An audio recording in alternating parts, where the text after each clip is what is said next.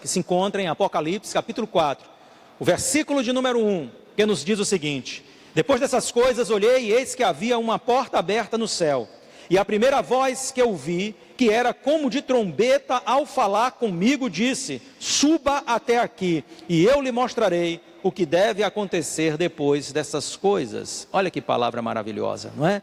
Uma porta aberta nos céus. Queridos, todos nós, inclusive pessoas que não são cristãs, todos buscam o céu, todos almejam um paraíso, todos têm a intenção de, na eternidade, viver em um lugar de paz, onde haja descanso das suas obras, onde não haja mais uma situação como nós vivemos no mundo, de medo, uma situação de incerteza. Por isso todos almejam uma eternidade de paz. As pessoas buscam isso, e nós que somos crentes na palavra de Deus, na Bíblia Sagrada, nós almejamos aqueles céus onde habitarão a justiça e a paz, o céu aonde Jesus será a lâmpada que iluminará todos os caminhos ali, aonde o trono de Deus estará entre nós, homens que um dia foram lavados e remidos no sangue do Cordeiro. Aqui eu falo mais especificamente sobre a igreja, claro, não me referindo à antiga aliança, e também aqueles da antiga aliança que serviram fielmente ao nosso Deus. Estaremos juntos neste ambiente, aonde haverá paz sem fim, e nós não teremos mais a dor, a angústia, o medo, a inquietação, mas haverá um ambiente de paz. Quem não deseja isso? Você deseja, eu também desejo. Nós queremos estar e queremos habitar o céu, o paraíso de Deus. E todas as pessoas, de alguma forma, elas buscam alcançar em suas vidas essa condição. Desde as culturas mais antigas, as pessoas pensam nisso, pensam em uma eternidade de paz, uma eternidade de sossego. Mas entenda, há uma revelação muito importante no texto que nós acabamos de ler, neste versículo que nós acabamos de ler, né? Ela nos informa que o apóstolo João, vamos falar um pouquinho mais sobre a condição de João neste momento, mas que o apóstolo João, ele só se adentrou nesta revelação do Apocalipse que ele recebeu do Senhor Jesus Cristo, e num determinado momento desta revelação, aconteceu o que nós lemos aqui, que ele ouviu uma voz, e a voz disse a ele: sobe para cá, sobe até aqui, e este lugar era o céu. Mas a palavra de Deus, ela diz que isto ocorreu depois destas coisas. De quais coisas nós estamos falando? É claro que João vai trazer um relato de acontecimentos dentro desta própria revelação que antecederam a este momento da subida dele aos céus, aonde lhe foi revelado uma nova porção de acontecimentos. Mas eu quero neste dia fazer uma analogia, traçar um paralelo com a nossa vida e fazer uma aplicação nessa mensagem, porque todos nós um dia almejamos ouvir, quem sabe, esta voz que diga: sobe até aqui. Mas também para nós existe um depois dessas coisas, existe algo que antecederá, ou alguns acontecimentos que antecederão este momento. Isso é lógico. Como por exemplo, eu poderia dizer: ninguém vai chegar a este momento de subir até os céus sem ter um encontro verdadeiro e genuíno com o nosso Senhor Jesus Cristo, porque Ele é a porta de salvação, Ele é o caminho, a verdade e a vida, e ninguém vem a Deus senão por Ele. Ele é o Salvador da humanidade. Então, se você não se render a Ele, entendendo que você precisa ser resgatado, que você precisa do poder do seu sangue remidor, preço que comprou a nossa salvação, a nossa redenção, você precisa se entregar a Ele, aceitá-lo como Senhor e Salvador de sua vida. Mas existem outras coisas que foram postas, que foram colocadas aqui por João, que eu gostaria de usá-las para fazer uma aplicação às nossas vidas neste dia. E eu creio que o Senhor vai edificar a sua vida. Estas coisas são tão importantes, são tão importantes para nós e não dizem respeito apenas à nossa vida cristã congregacional, mas individualmente falando, porque também dizem respeito a nós individualmente. Precisamos tomar a responsabilidade de sermos cristãos e não só atribuir a responsabilidade do desenvolvimento da nossa fé a uma congregação, uma igreja, uma liderança. Nós precisamos compreender que cada um de nós vai dar conta de si mesmo ao Senhor. Então eu gostaria de falar sobre algumas destas coisas que antecederão a nossa subida até o céu, com base naquilo que João colocou aqui. Eu quero me ater ao texto. Queridos, a primeira das coisas que eu enxergo neste texto, que João fala que antecede a nossa subida aos céus, obviamente falamos aqui sobre a salvação, que é a base de tudo. Mas o que vem depois, e João está dizendo em Apocalipse 1:9, que nós temos que perseverar em meio às tribulações da vida cristã. Observe se não é assim quando ele escreve: eu, João, irmão e companheiro de vocês na tribulação, no reino e na perseverança em Jesus, estava na ilha chamada Patmos, por causa da palavra de Deus e do testemunho de Jesus. Então ele está dizendo que ele era companheiro de nós todos, daqueles irmãos do passado, e se tornou companheiro de nós todos na tribulação, no reino e na perseverança em Jesus Cristo. E onde ele estava? Ele estava em Patmos, ele estava exilado, ele fora perseguido, aprisionado e exilado, por causa do Evangelho, por causa do reino de Deus. Ele vivia um momento de tribulação, e esse não foi um momento único, com certeza, porque todos nós passamos em nossas vidas momentos de tribulação, pela profecia da nossa fé, pelo fato de sermos pessoas transformadas pelo poder de Jesus Cristo, pelo fato de sermos novas criaturas.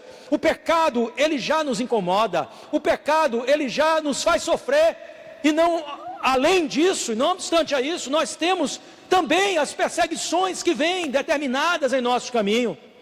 Todos nós passamos por níveis diferentes, mas passamos por perseguições. É interessante você compreender isso, porque antes de alcançarmos este momento de glória eterna, o momento de estarmos na presença do Senhor, tempos de tribulações virão na nossa jornada cristã. E ele está afirmando isso. Ele estava ali, um homem idoso, um homem com já, pensa-se, próximo dos 90 anos de idade, provavelmente tenha sido separado daqueles que ajudavam o seu ministério, que assistiam a João, o apóstolo, e ele estava ali, recluso nesta ilha, exilado nesta ilha, nesta pequena ilha. Quantas angústias deveriam estar no coração deste velho apóstolo? Muitas angústias, muitas incertezas, muitas tribulações. Mas então nós compreendemos que estas tribulações foram permitidas por Deus, antecederam a ida de João até os céus. É claro que aqui não fala da morte de João, mas de um arrebatamento para receber uma revelação. Mas se nós estivéssemos falando da morte do apóstolo João, nós não poderíamos deixar de citar que ele, como os demais servos de Jesus Cristo, e como todos aqueles que querem viver piedosamente no Senhor, padeceu perseguições. Ele padeceu tribulações, passou por lutas diversas em sua vida para manter a sua fé. E assim somos nós. Então, quando nós falamos acerca destas coisas que antecedem a nossa ida até o céu, nunca podemos nos esquecer que todos nós passaremos por tribulações na vida. E você precisa estar firme e, como disse João, perseverante nas tribulações. Ele disse que estava ali, né? E era companheiro dos irmãos, e se tornou companheiro de nós hoje, né? No sentido de passarmos pelas mesmas lutas, aflições, mas também sermos servidos pela mesma graça que nos leva à perseverança em Jesus Cristo. Precisamos perseverar, precisamos nos manter firmes. Lá em Hebreus capítulo 10, versículos 35 e 36 nos diz: portanto não percam a confiança de vocês, porque ela tem grande recompensa. Vocês precisam perseverar, para que, havendo feito a vontade de Deus, alcanceis a promessa. Então, tribulação são determinadas, mas a perseverança nos levará ao triunfo final. Irmão, você, para chegar a este momento em que talvez a voz de uma trombeta soe aos teus ouvidos, ou quem sabe a morte natural esteja dizendo a você que é o tempo de subir aos céus do Senhor, que é tempo de ir às moradas celestiais. Isso será antecedido de aflições. É por isso que hoje você passa por essas lutas. Deus usa essas lutas para nos aperfeiçoar, para nos amadurecer, para que saibamos que temos que ter uma total dependência da graça dEle e que não somos nada. Eu vejo nesse tempo de angústias, de sofrimento, tempos de crise sanitária, tempo de crise econômica, eu vejo irmãos que estavam tão ligados a este mundo, vivendo no conforto, na tranquilidade, e hoje estão assustados, foram de alguma forma afetados, quer emocionalmente, quer talvez até na sua vida financeira ou na saúde, por essa pandemia, e hoje perderam um tanto deste amor que estavam nutrindo pelas coisas que existem neste mundo. As tribulações às vezes nos disciplinam, nos colocam no caminho certo, no prumo de Deus, e nós não podemos desprezar o porquê Deus permite que essas tribulações venham à nossa vida. Então, quando você for afligido, o que você deve pensar? Deus quer me ensinar alguma coisa, e persevere em Cristo, e você terá a vitória. Uma segunda coisa demandada a todos nós, antes que alcancemos este momento de glória, de sermos elevados a esta condição, de habitantes da eternidade com o Senhor, é que é necessário que haja o cumprimento total do propósito de Deus em nossas vidas aqui na terra. Antes do propósito de estarmos na eternidade, existe o propósito do desenvolvimento da nossa missão terrena. E João foi assim. Havia algo ainda a ser feito. Ele está descrevendo aqui que ele foi chamado. Talvez ele tenha pensado, devido à sua idade, aquela condição momentânea, de que aquele era o final para ele. Talvez ele pensou, daqui com certeza o Senhor vai levar a minha vida, eu vou morrer nessa ilha, então o meu ministério se encerrou, o meu ministério acabou, não há mais tempo, eu tenho quase 90 anos de idade, para mim vai ser impossível retomar o ministério apostólico e continuar anunciando a Cristo. Mas esse não era o propósito do Senhor. E enquanto o propósito de Deus não se findar na sua vida, eu digo o propósito relativo à sua existência terrena, você com certeza não vai ser levado às alturas, você com certeza não partirá para a eternidade. Agora é necessário que entendamos que Deus às vezes está demandando de nós algumas coisas, as quais nós não estamos prestando atenção, ou não estamos sendo prontos a cumpri-las. Entenda isso. João estava ali, pensando talvez que não existia mais espaço para o desenvolvimento ministerial. Você tem um chamado de Deus na sua vida, você tem um chamado específico, alguma coisa que Deus está demandando de você para edificar a sua igreja, sem falar naquilo que de forma genérica é entregue a todos nós, como por exemplo, testemunhar de Cristo, fazer discípulos em todas as nações, indo pregando o Evangelho. Deus às vezes te chamou para edificar a igreja através de um ministério mais específico. Você tem cumprido isso? Ou você tem sido esta voz de Deus lá fora, anunciando o Evangelho, falando que o tempo é cumprido e que é necessário que as pessoas entendam que Jesus está voltando? É necessário acordar essa humanidade que dorme em seu pecado, neste leito de pecado, despertá-las para esta realidade e chamá-las ao arrependimento. E nós somos comissionados pelo Senhor para cumprirmos esta missão. Nós temos que ir pregar o Evangelho. E este ir não significa dizer literalmente para a maioria de nós, para outras nações, outros estados, mas é indo ao seu trabalho, indo ao seu colégio, à sua universidade, indo ao mercado, indo ao shopping. Não perca oportunidades. É estando envolvido com as estratégias que o Espírito Santo tem dado à sua igreja para uma evangelização mais precisa, mais eficaz. Você cumpre o ministério do Senhor. Aqui está João numa idade avançada, e eu falo para você que talvez diga: olha, eu já tenho uma idade avançada, como que eu posso servir a Deus já com esta idade? Olha, este velho apóstolo talvez pensasse a mesma coisa que você, mas então ele recebe essa revelação extraordinária de Jesus, e nos diz a história que João, ele foi liberto deste exílio em Pátimos, e ele voltou e ainda presidiu a igreja em Éfeso, porque Deus, queridos, não tem dificuldade nenhuma em usar aqueles que são novos, desde a sua mais tenra idade, aqueles que são mais velhos, anciãos. O Senhor é poderoso para usar a tua vida de uma forma tremenda e linda ainda. Basta você dar espaço. Mas uma coisa eu quero dizer a você: você tem que cumprir o propósito de Deus na sua vida. E o Espírito Santo está trabalhando em prol disso, do desenvolvimento daquilo que você tem da parte de Deus para servir a igreja, o corpo do Senhor. Recebe essa palavra. Recebe essa palavra no seu coração. Talvez você enterrou o teu talento, mas é tempo de você tirá-lo debaixo da terra. É tempo de você evidenciar esse talento, de você exaltar o dom de Deus na sua vida. É tempo de você deixar os embaraços que a vida tem imposto a você. E deixar os embaraços não implica em dizer que você tem que abrir mão de trabalho, que você tem que abrir mão de família. Não, queridos. Nós podemos trabalhar, nós podemos assistir aos nossos e não deixar de cumprir a vontade de Deus em nossa vida em relação a servir a igreja, a servir o reino do Senhor. Sempre nós ouvimos essas desculpas: não tenho tempo. Você tem tempo. Você não tem a prioridade na sua vida. Que o Espírito Santo possa esclarecer você, porque o que nós estamos entendendo aqui é que também a nossa vocação, o cumprimento dela, antecede a nossa ida ao céu. Algo está faltando na sua vida, não é? O Senhor tem planos para você.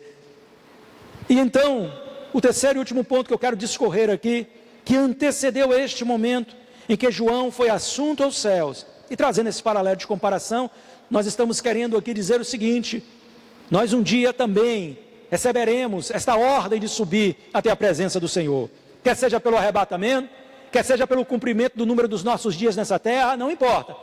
Mas nós precisamos então, queridos, em primeiro lugar, cumprir estas etapas que antecedem ao momento da nossa ida para as moradas celestiais. E como última coisa eu quero falar para você, depois de vencermos como igreja do Senhor, depois de vencermos como igreja do Senhor, estaremos prontos para ouvir a voz que nos chama à casa celestial. Você precisa vencer como igreja. É isso que está escrito no final de cada carta, de cada epístola destas, escrita às 7 igrejas da Ásia Menor. A cada carta dessa há um conteúdo, há um direcionamento, mas por fim existe uma exortação, ou existe aquela palavra de ânimo que diz: ao que vencer, ao que vencer. Nós precisamos nos tornar vencedores na nossa vida cristã. Também existe em cada epístola dessa, está aqui mencionada, oposições à fé cristã.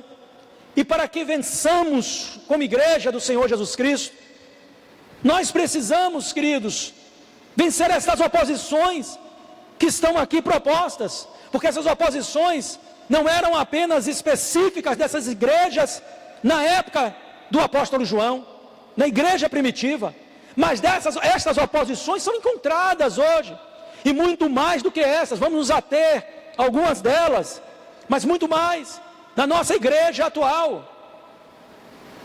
Diante de você existe um caminho difícil, um caminho apertado. Existirão muitas oposições, ataques de Satanás, levantes do inimigo, barreiras que queiram impedir o desenvolvimento da tua carreira cristã. E você, para chegar ao momento da sua redenção eterna, do arrebatamento, ou de você ser promovido à glória eterna, você precisa antes vencer essas oposições, porque essas oposições têm um poder de impedir o complemento, a finalização da nossa jornada cristã, da minha e da sua. Nós precisamos nos tornar vencedores sobre todas elas, e eu gostaria de citar algumas delas, para que você as conhecesse, e para que você estivesse alerta, quanto a este aviso que o Espírito nos dá. Essa mensagem traz um aviso, traz um alerta a todos nós, e precisamos estar atentos àquilo que o Espírito está falando a nós nesse dia. Em Éfeso, nós temos 7 igrejas, vamos falar um pouco sobre essas oposições aqui, vamos conhecer um pouco mais. Quando o apóstolo escreve a Éfeso, da parte do Senhor, ele fala sobre a oposição que era, naquela igreja, a falta de fervor. A falta de fervor e de devoção levou esta igreja ao abandono do primeiro amor e ao abandono das práticas das primeiras obras. Olha só, quando que a falta de fervor nos priva desta realidade de vivermos um amor intenso ao Senhor. Quando você deixa que ela se assenhore de você. Pode ter algum momento da vida que você se sinta abatido, que você não se sinta motivado. Isso em si mesmo não vai determinar um pecado, é apenas um sentimento. Mas quando este sentimento se assenhora de você, demanda as suas ações, então você começa agora a não ter mais aquele empenho, não ter mais aquela vontade de adorar, de manter uma comunhão com Cristo. E você pode se ver então até servindo a Deus. Isso acontece com muitas pessoas. Preste atenção no que eu vou lhe dizer. Muitas pessoas estão servindo a Deus por costume, por ter que dar satisfação a outras, mas não por amor sincero. Não estão servindo a Deus com aquele fervor que deveria ser natural, com aquela devoção que deveria ser características dos que servem a Deus. Eles estão deixando a prática das primeiras obras e estão se envolvendo com coisas periféricas para dar uma satisfação, mas não estão realmente servindo de todo o coração. A igreja em Éfeso apresentou esses sintomas dessa enfermidade espiritual. É dito sobre ela, conheço, versículo 2 dessa epístola, no capítulo 2, versículo 2, conheço as obras que você realiza, tanto o seu esforço como a sua perseverança. Olha aí, existiam coisas boas.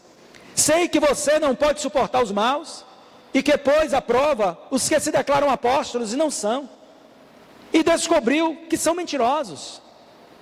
Você tem perseverança e suportou provas por causa do meu nome, sem esmorecer. Tenho, porém, contra você o seguinte: olha como isso é forte. Você abandonou o seu primeiro amor. Houve um abandono. Lembre-se, pois, de onde você caiu. Arrependa-se e volte à prática das primeiras obras. Se você não se arrepender, virei até você e tirarei o seu candelabro do seu lugar. Você entende que esta é uma repreensão extremamente dura? Esta luz que ilumina a vida cristã, ele diz: eu vou tirar esta luz que eu concedo aos meus, eu vou tirar do meio de vocês, se não houver um arrependimento sincero. Olha, o que é que antecede a sua ida aos céus? Talvez você diga: ah, Jesus, só estou voltando logo. E eu pergunto a você: você está preparado para isso? Será que você vive hoje a intensidade do primeiro amor? Será que hoje você vive a prática das obras como Deus quer que elas sejam realizadas na sua vida? Ou será que hoje você apenas se entrega a coisas periféricas, porque tem que dar uma satisfação ao seu pastor, sua liderança imediata, ou à congregação que você pertence, mas no seu coração está guardado um segredo que você pode ocultar dos homens, mas não oculta de Deus? Jesus vê o nosso coração e Ele sabe que talvez em algum momento da nossa jornada abandonamos o primeiro amor. E aqui está o alerta, né? Você tem que voltar, ver onde caiu, voltar e resgatar isso na sua vida. Mas existe então uma segunda carta que é escrita em Esmirna. E esta era uma igreja maravilhosa, era uma igreja fervorosa, mas mesmo assim existia uma oposição, ou existiam oposições ali em Esmirna que precisavam ser vencidas. Talvez você diga: não, pastor, essa igreja era uma igreja extraordinária, era dita dela aqui coisas assim nobres. Mas também veja o que o Senhor diz, que existia nela. Olha, conheço a tribulação, versículo 9 do capítulo 2. Conheço a tribulação pela qual você está passando, a sua pobreza, embora você seja rico, e a blasfêmia dos que se declaram judeus e não são, sendo isto, sim, sinagoga de Satanás. Não tenha medo das coisas que você vai sofrer. Então existiam oposições. Essas não eram oposições pecaminosas, mas eram oposições de Satanás, que usando pessoas e situações, produzia sofrimento, pobreza, estreitamento de limites na vida dessa igreja, uma igreja consagrada, uma igreja fervorosa. Mas essa igreja precisava vencer as oposições demandadas na sua jornada. Nem sempre as oposições dizem respeito ao pecado, dizem respeito à frieza, às vezes dizem respeito às perseguições de Satanás. E neste momento é necessário que você compreenda que mesmo assim as oposições precisam ser vencidas, porque senão elas podem produzir o desânimo e a derrota espiritual na sua vida. Os ataques de Satanás não devem ser desprezados. Eles precisam ser combatidos com as armas espirituais para serem vencidos. Nós precisamos vencer essas oposições e o Espírito Santo vai te dar graça para isso. A igreja em Pérgamo precisava vencer as oposições das falsas doutrinas. Essas falsas doutrinas, elas estavam atuantes dentro da igreja, induzindo o povo à licenciosidade, às práticas mundanas. Entenda que o diabo, ele quer destruir a sua vida cristã. Quando ele não consegue destruir você dentro da igreja, ele então tenta mundanizar a sua vida. Ele tenta destruir, trazendo falsos conceitos acerca daquilo que é a vontade de Deus. Eu posso exemplificar isso, como por exemplo, onde tem se tornado, eu não direi comum, mas bem mais frequente a aceitação de pecados sexuais dentro da igreja, como que se isso nada fosse. A permissão de licenciosidade dentro da igreja, como que se estas coisas não ofendessem a santidade de Deus. Nós estamos perdendo o entendimento daquilo que é santificação, o conceito de santificação, a separação das coisas do mundo, para se nos tornarmos agradáveis ao Pai Celestial. Irmãos, nós estamos vendo fornicação em um número muito crescente dentro das igrejas. Nós estamos vendo adultérios dentro das igrejas. E está havendo uma aceitação destas coisas.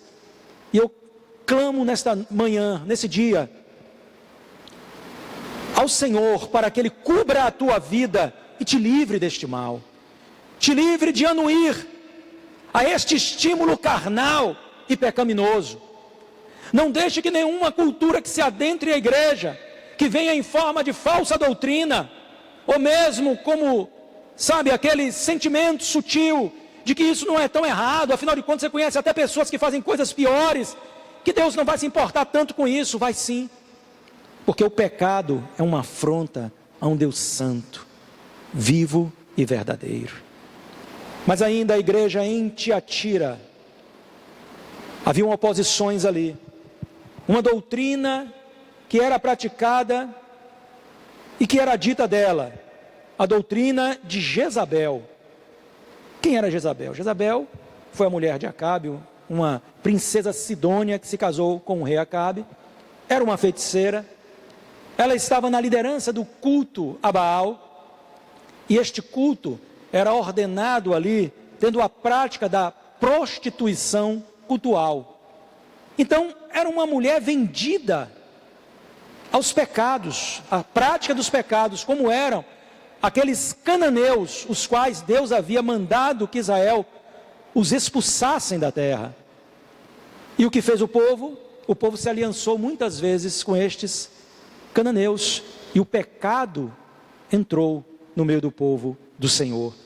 Esta mulher foi aquela que ameaçou Elias de tirar a sua vida, porque ela queria calar a voz profética. Então nós podemos entender a partir de então que essa doutrina, ela trazia a intenção de diminuir os efeitos, o poder, os efeitos benéficos, o poder da palavra de Deus, da palavra de Deus. É triste constatar isso, mas nós conhecemos pessoas que hoje não têm mais apreço pela mensagem, pela pregação da palavra. Estão o tempo todo olhando seus relógios, inquietos, desejosos que o culto acabe. É como que se houvesse uma ação maligna ali, oprimindo as mentes destas pessoas, impedindo que elas se concentrem, impedindo que elas tenham um apreço pela palavra de Deus. Quem sabe a atuação deste espírito que atuou aqui em Tiatira não esteja atuando contra a sua vida, não seja uma oposição a você, levando você a não desejar, não ter apreço por ouvir a palavra do Senhor, também levando você, quem sabe, não é, a este sentimento carnal na sua vida, que pode levar você a uma mundanização. Cuidado com isso. O diabo não está brincando com nenhum de nós. Então vencer em Tiatira era vencer esta oposição que estava aqui, este espírito de Jezabel, que se manifestava através de falsas doutrinas, através de ensinamentos heréticos, coisas que não condiziam à realidade da santidade de Deus e da vontade do Senhor. Ainda em Sardes, nós encontramos, ainda uma outra, igreja em Sardes, nós encontramos oposições à jornada cristã. E seria necessário que aqueles irmãos de outrora vencessem essas oposições, mas é necessário também a nós, porque como eu disse desde o início, essas oposições dizem respeito ao nosso tempo, e tantas outras oposições à nossa fé, e tantas outras oposições ao desenvolvimento da nossa carreira. Nós queremos um dia estar nos céus com o Senhor, mas é necessário que vençamos também essas oposições à nossa fé.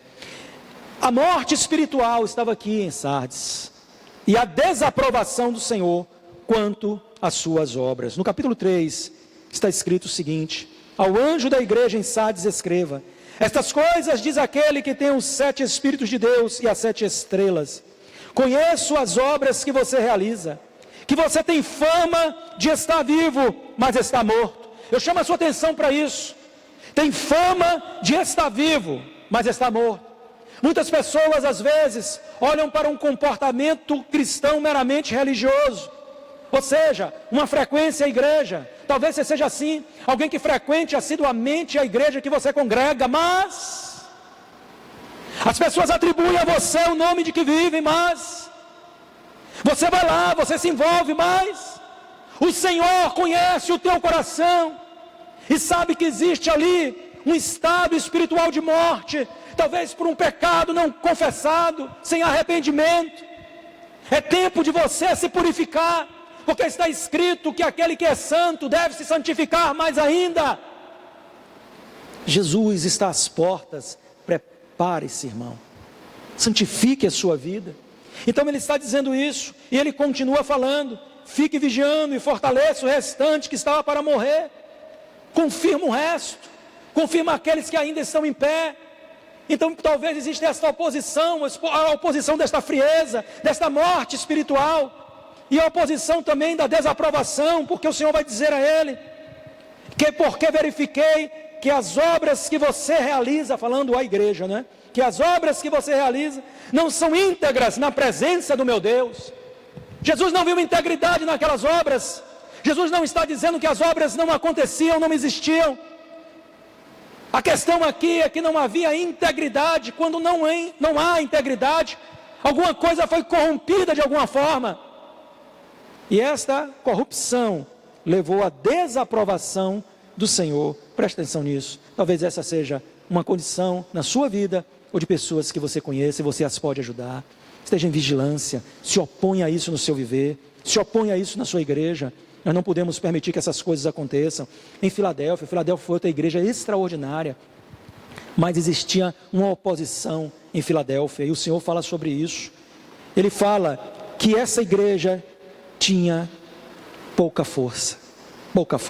Talvez esse seja o seu caso, uma igreja de pouca força. Uma igreja de pequena força é uma igreja que tem a oposição de ser fraca. Entenda isso. Isso aqui não é um elogio do Senhor. Tampouco aqui o Senhor está trazendo uma crítica, mas o Senhor está trazendo um alerta, que esta pouca força é de alguma forma um limitante para o desenvolvimento da igreja em Filadélfia. E o Senhor está dizendo: eu coloquei uma porta aberta diante de vocês. Isso significa dizer que Deus está dizendo a essa igreja: eu ampliei os limites. Uma porta aberta, ela sempre nos levará a limites maiores, porque nos levará a novos ambientes. Então o Senhor está falando a essa igreja que Ele queria uma mudança no quadro, no perfil dessa igreja. Há uma porta aberta, entre por ela, e você vai encontrar um ambiente mais amplo. Você pode ser assim, ter pouca força na sua vida espiritual, mas sempre haverá uma porta aberta diante de você, para que você avance e cresça e se fortaleça e alce voos espirituais mais altos. O Senhor será contigo e te abençoará. Vença a oposição da pouca força na sua vida, tanto como igreja individualmente, como na coletividade. Some forças com a sua congregação, para que a força seja ampliada na igreja do Senhor. E Laodiceia, como última igreja, vencer a oposição em Laodiceia seria fundamental para estes irmãos, para alcançar a promessa da vida eterna. Assim como vencer oposições tais quais as oposições encontradas em Laodiceia é fundamental para o cumprimento da nossa jornada e, por fim, alcançarmos a salvação eterna. E quais eram estas oposições? Nós encontramos em Laodiceia um autoconceito falso. Laodiceia tinha um falso conceito de si mesma, um falso conceito. Esta era a realidade dessa igreja. O Senhor diz a ela, versículo 15: conheço as obras que você realiza, que você nem é frio nem quente. Quem dera você fosse frio ou quente. Assim, porque você é morno e não é quente nem frio, estou a ponto de vomitá-lo da minha boca. Agora escute no versículo 17. Você diz, olha aí, você diz, de si mesmo, né?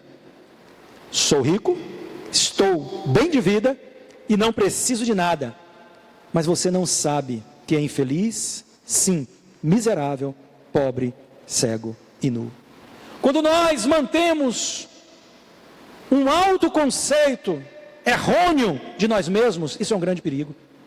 Porque nós não conseguimos enxergar as nossas faltas, os nossos erros e, consequentemente, a desaprovação de Deus quanto à nossa conduta. Quando nós temos um falso autoconceito, isto é um grande perigo, irmãos. Porque nós não estamos enxergando a realidade acerca de nós mesmos. E quando este autoconceito é acerca da nossa congregação, e a gente pensa, está tudo bem no meio de nós, olha como estamos bem, temos uma bela congregação, olha como temos aqui um equipamento maravilhoso de som, como temos uma climatização, como temos aqui, sabe, um ornamento maravilhoso, isso e aquilo, um lugar bem estruturado, tudo isso é muito bom, mas isso não garante a aprovação de Deus, porque os olhos de Deus não estão nessas coisas. Isto é bom, é relevante, tem o seu lugar, mas o que é importante para Deus é uma vida santa, uma vida de prudência, uma vida de serviço, de quebrantamento, e acima de tudo, uma vida em fé, porque o justo viverá da fé.